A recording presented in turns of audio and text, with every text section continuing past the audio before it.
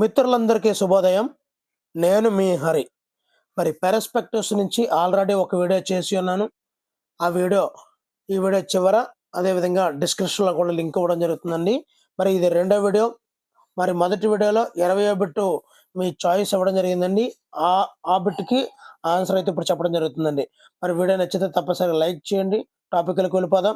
మరి నిన్న చెప్పిన బిట్టు, మానవుడు ప్రశాంతంగా ఉండడానికి దారి చూపించేదే విద్య అని చెప్పింది ఎవరు?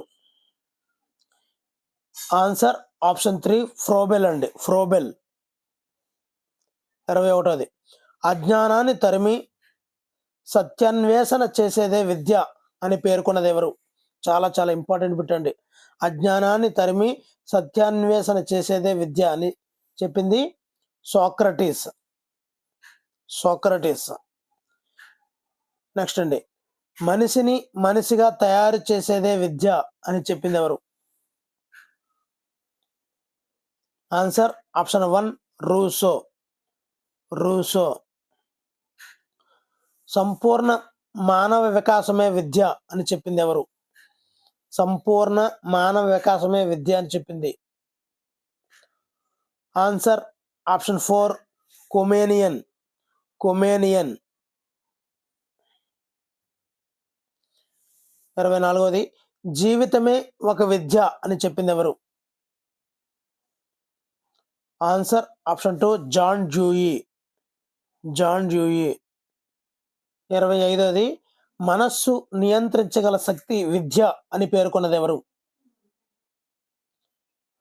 Answer option 2 Emerson. ఇక్కడ మనస్సును నియంత్రించడము అనేది ఎమర్సన్. ఏ విధంగా గుర్తుపెట్టుకోవచ్చు అంటే, మనస్సును ఏమరపాటుగా ఉంచకూడదు, మనస్సును నియంత్రించగలగాలి.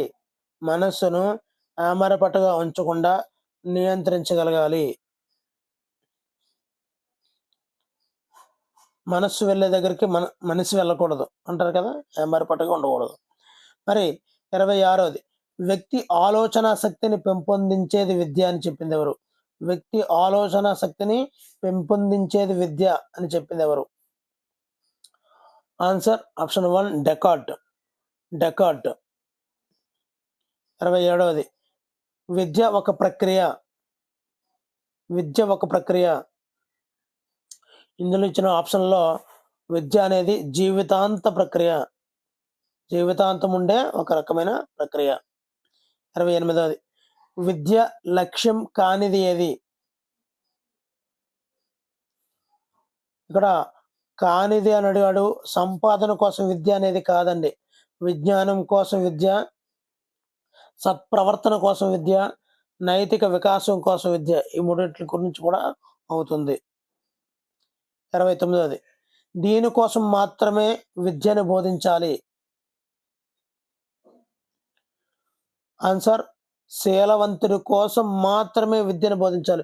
ఇప్పుడు అందరూ అనుకుంటున్నారు విద్య బాగా చదువుకుంటే బ్రతుకు తెరువు బాగుంటుంది అని. దానికోసం కాదండి. శీలవంతుడిగా సంపూర్ణ మానవుడిగా మార్చడానికి మాత్రమే విద్యను బోధించాలి. దాని ద్వారా పరిపక్వమైనటువంటి మనిషి తయారవుతాడనమాట.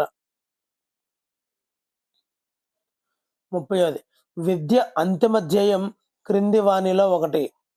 విద్య యొక్క అంతిమ ధ్యేయం. ఆన్సర్ ఆప్షన్ 4 భావి భారత పౌరుణ్ణి తయారు చేయడమే విద్య యొక్క అంతిమ ధ్యేయం. 31వది, నేటి మారుతున్న సమాజంలో విద్య దేనికోసంగా మారిపోతుంది?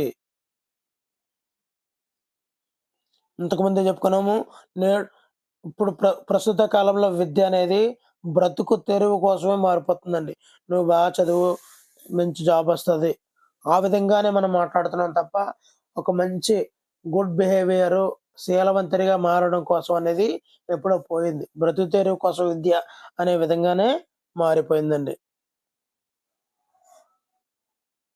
మరి ఒక ప్రజాస్వామ్య దేశంలో నీవు ఉపాధ్యాయునిగా దేనికోసం విద్య అని నమ్ముతావు?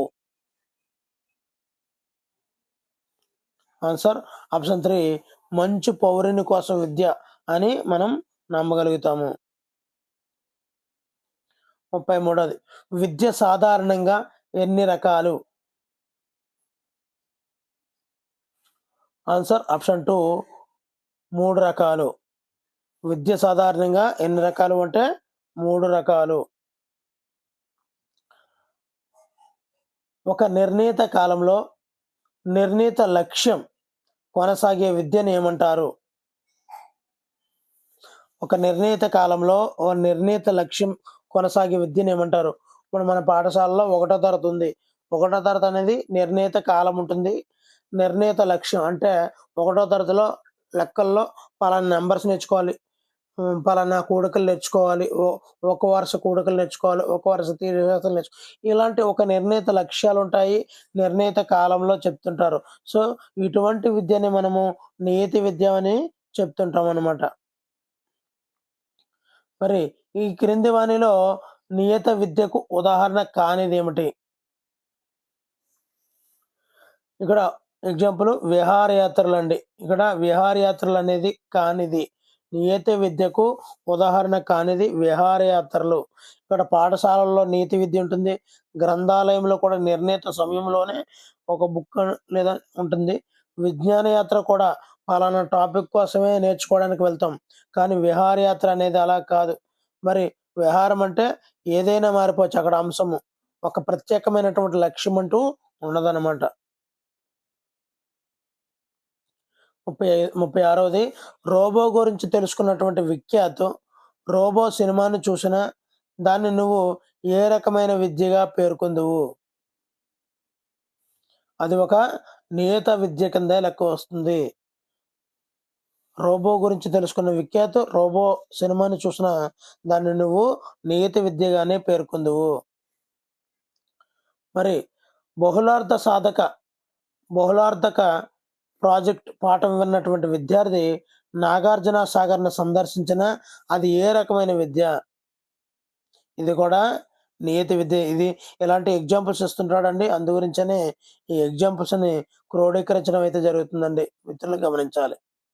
ఎందుకంటే 1, 2 ఎగ్జాంపుల్స్ ఇవ్వడం వల్ల మన మనసులో నాటుకుంటుంది. కన్యాశుల్కం పాఠం విని విద్యార్థి గ్రంథాలయంలోకి వెళ్ళి గురజాడ నవలలను చదువుతున్నాడు. అది ఏ రకమైన విద్యగా పేర్కొనవచ్చును?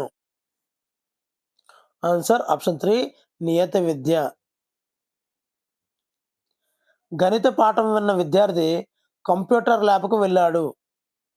అది డాష్ విద్య. అది కూడా నీతి విద్యేనండి. సో, మీకు ఎగ్జాంపుల్స్ నీతి విద్య అంటే కాంప్లికేటెడ్ లేకుండా సింపుల్‌గా ఉండడానికి ఈ విధమైనటువంటి క్వెషన్స్ ఇవ్వడం జరుగుతుందండి. మరి కాలము, లక్ష్యం 2 లేకుండా జరిపే విద్యను మనం ఏమంటాము? కాలము, లక్ష్యము లేకుండా దాన్నే యాదృచ్ఛిక విద్య.